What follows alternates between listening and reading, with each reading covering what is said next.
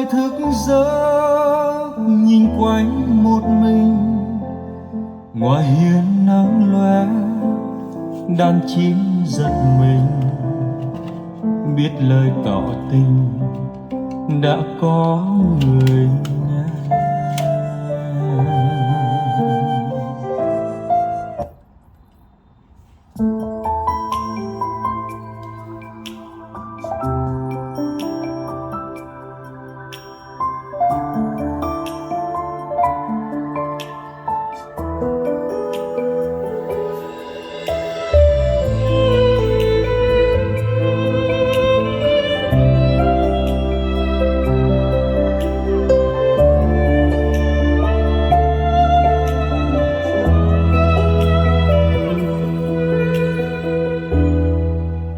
Trời buông gió và mây về ngang bên lưng nàng, mùa xanh lá loài sâu ngủ quên trong tóc chiều.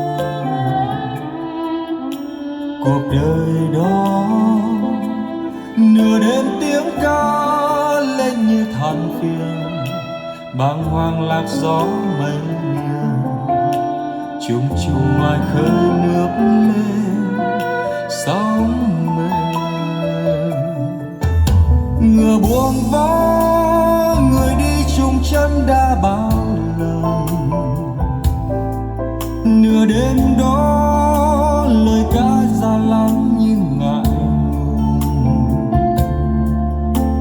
Vùng u tối loài sò